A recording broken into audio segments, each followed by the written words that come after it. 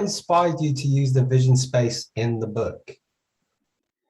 I wanted to have a place that was beyond their material reality and suggest that perhaps even in our own lives, there is a space beyond our material reality, which, shall we just say, organizes our lives.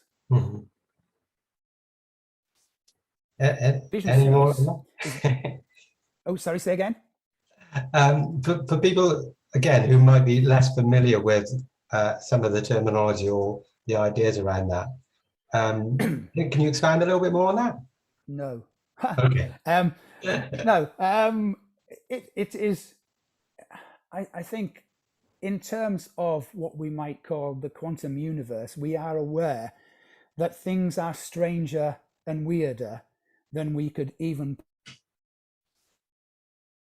possibly think. This is just a way of introducing that weirdness, really.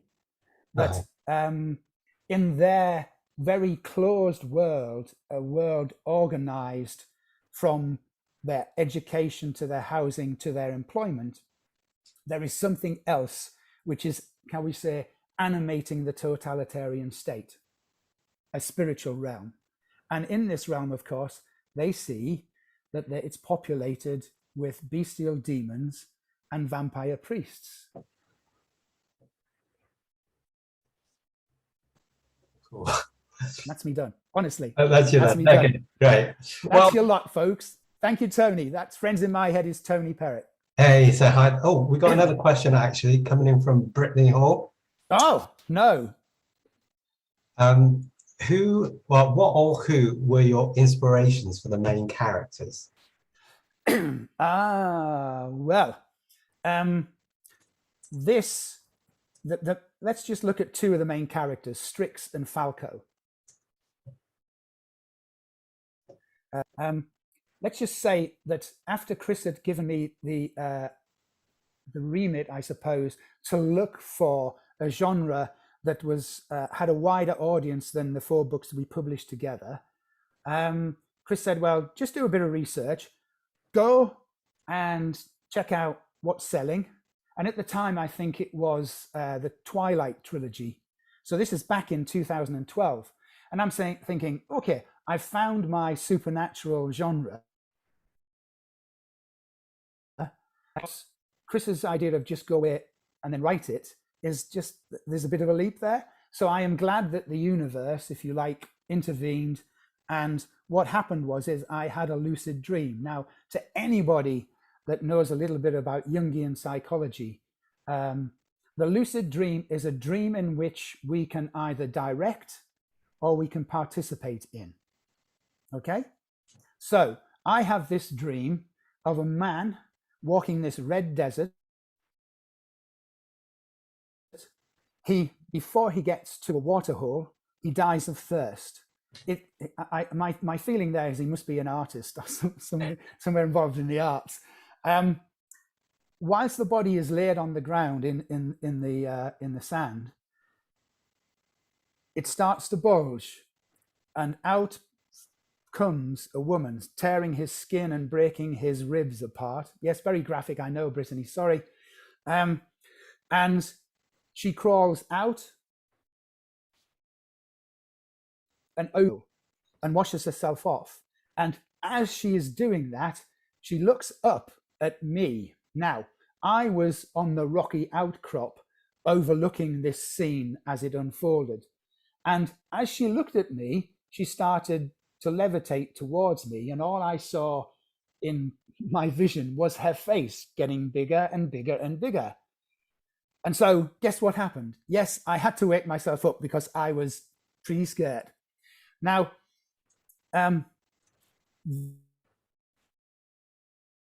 this in the chapter Red Desert, Red Man, Red Woman.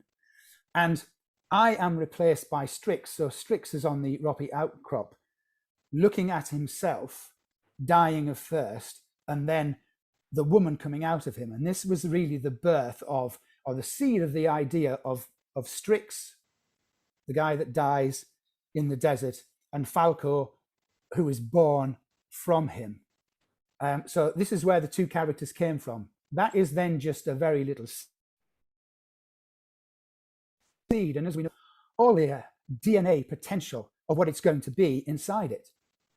And so it seemed to me that I had a seed of a story about these two characters.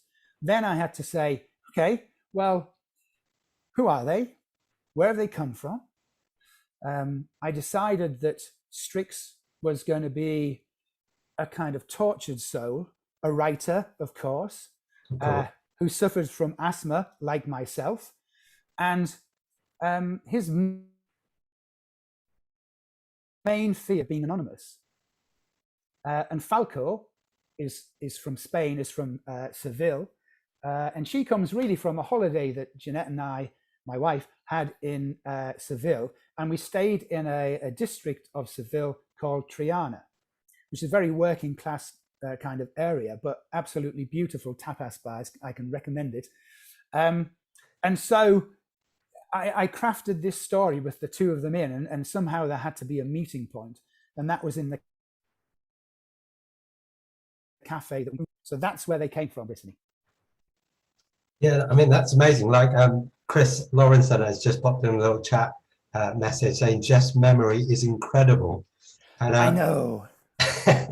having worked with you and kind of around this project, it's worth saying, isn't it, Geoff, that actually this is the first book in a series, and there's lots of other layers, and there's lots of kind of backstory stuff that you do with all of your work. Yes. Can you explain a little bit, or talk a little bit more about that? So a trilogy. We have a trilogy. The first book is I'll Believe.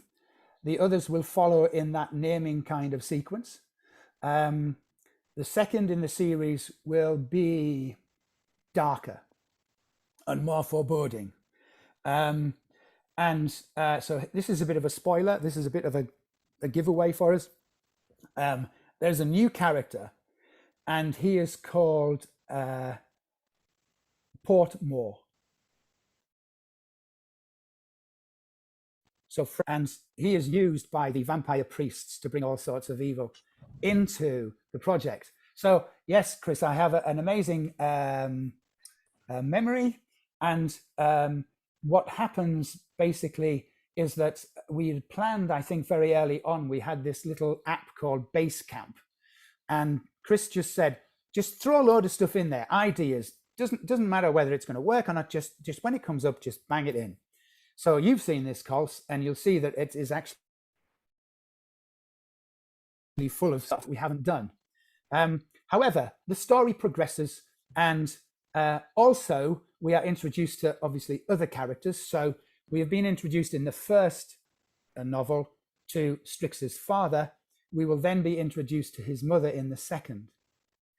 Now, the thing that we know about Jack is that he has been resurrected from the dead.